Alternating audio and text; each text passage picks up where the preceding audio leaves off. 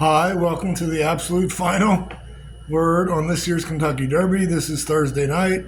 The race is to take place Saturday, May 4th at 6:57 Eastern Time, 3:57 Pacific Time.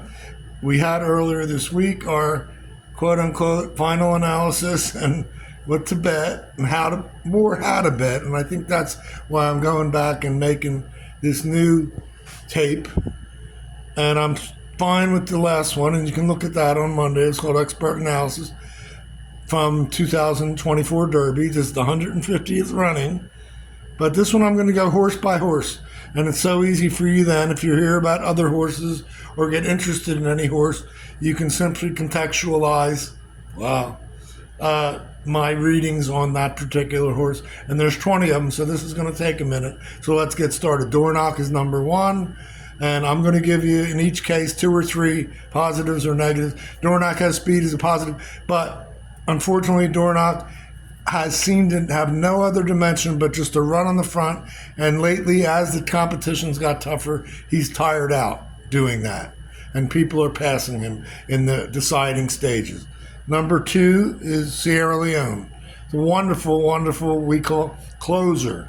Okay? You won't see him at all near the front until they start to come around that final turn, and he will make a dashing and devastating move toward the lead of more than 3/8 of a mile, and that's what's so important, because most of these closers, they have a problem where their final move and they really are gassing it is 3/8. This horse unusually can go more than that for his real devastating kick, and I'm picking him as the winner of the race.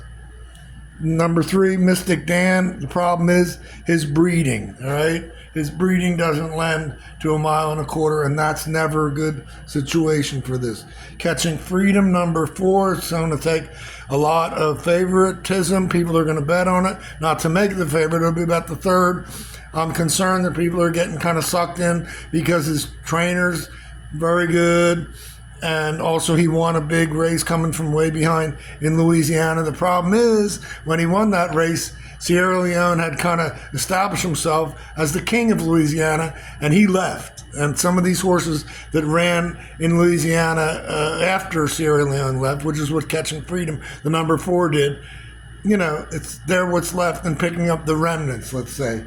Number five, Catalytic, just not enough experience, although look for him down the road in long-term race. Six, Just Steel is tempting, has the old warhorse, they call him trainer, Wayne Lucas, who's won it before at least a number of times, but once again is weighed down by his lack of pedigree. The pedigree suggests not to get this kind of distance. Honor Marie is a horse you have, even though he was in that Louisiana left crowd, I'll tell you what, you have to really give him a good look because he's had a good bit of experience at Churchill Downs.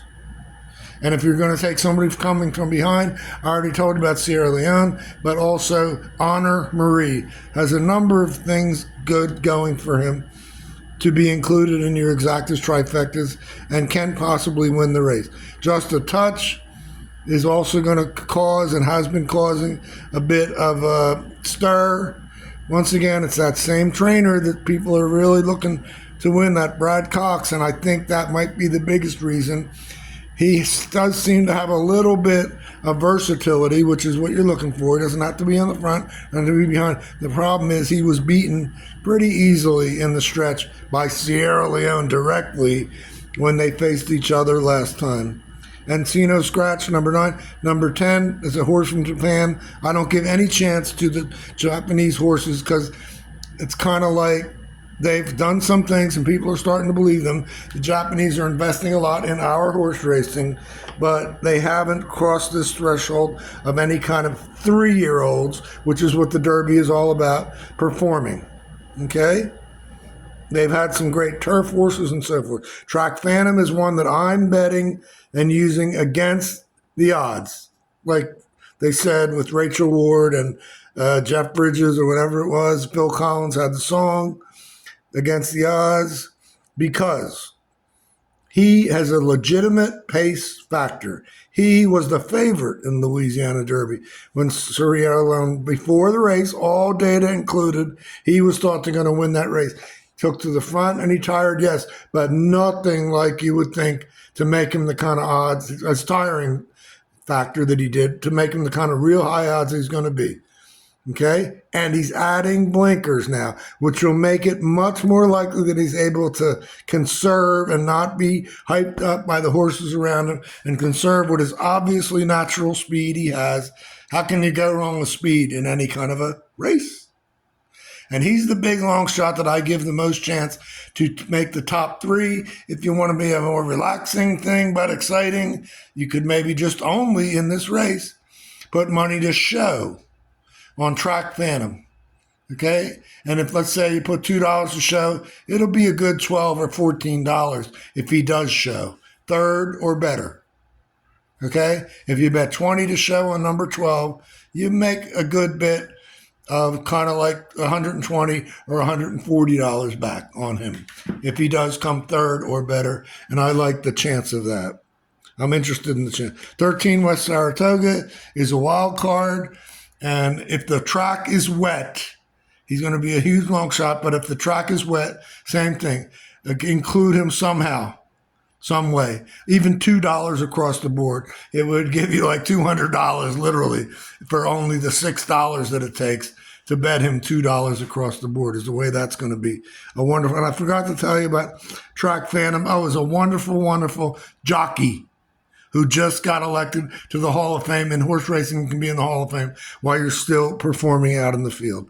Let's go through some of these quick that I don't think have a chance. 14, Endlessly. I had liked them on Monday. I switched now. I'm not interested in Endlessly. Number 14, you could take him out of my predictions. I just haven't liked the way he's done what's called workouts, and then he doesn't seem to be adjusting to the environment. Domestic Product, just not good enough. Number 15, 16, Grand Mo. I researched, just not good enough. I'm giving each and every one of these a big chance till I can disqualify them, and I put a lot of work into it. So we're going to negate number 14, 15, 16. Fierceness is going to be the favorite in the race. He's either going to win this race, they say in old terms, or he's going to be pretty well back. But he has a great chance to win. He's going to get the most money bet on him of any horse in the race. He has everything that's necessary. The trainer, the breeding, the jockey, but he's inconsistent. And you have to make the decision. Make some separate bets where he wins if you're going to betting multiple bets. But also, I personally, because also he has a somewhat of an outside post, but not too bad. Post position, okay? But it's not too bad because they have a long way to run to that first turn, unlike some other times where the outside position would be bad. Okay? And he's a quandary, but it's a very good chance he'll win. Fierceness, just to give you the straight dope, but I am not featuring him because I feel like his personality, he's kind of been pampered a little bit, and this is the last place to have your pampered bit tested before 170,000 people, right? There are a lot of opportunities to get jiggity jaggedy, be it before the race and on the actual race when the gates open. Stronghold is one that I'm on the borderline. He won the Santa Anita Derby. Just does not seem to quite enough have the numbers.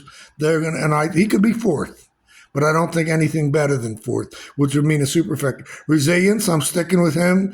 He had a bang-up race for a bang-up trainer, really improved, and that's what 3-year-olds are all about. They can improve massively all of a sudden. They're still growing. Most people may not know these horses grow till at least halfway through their 4-year-old year, and by the time they're 5, they're full grown.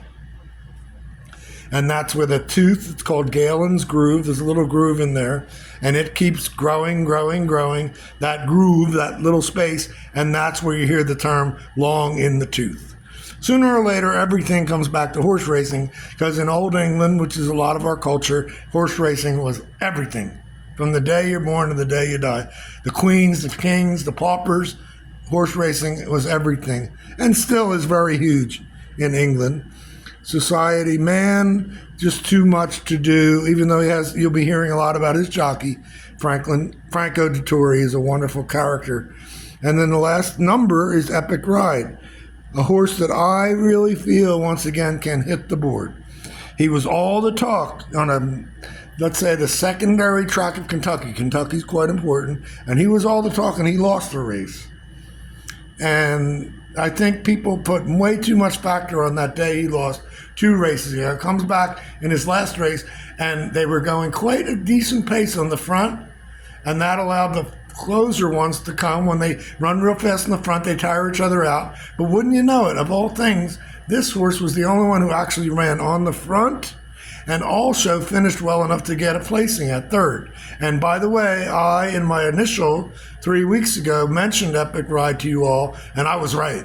I said, make a show bet on Epic Ride, and he was 50-1 that day, and he made a nice show price. I think it was about $10. So you would have quintupled your money if you followed my advice. And you could look back and you'll see, right? I'm going to go with him again. A wonderful English trainer. The idea of that is the British and anything European, they're much better the further distance. And the Kentucky Derby is a further distance than any of these horses have ever been asked to run. And that's why we're eschewing some of them, because their breeding is more for what's called sprinters, or a mile or less. This is 1 1/4 miles. Good luck.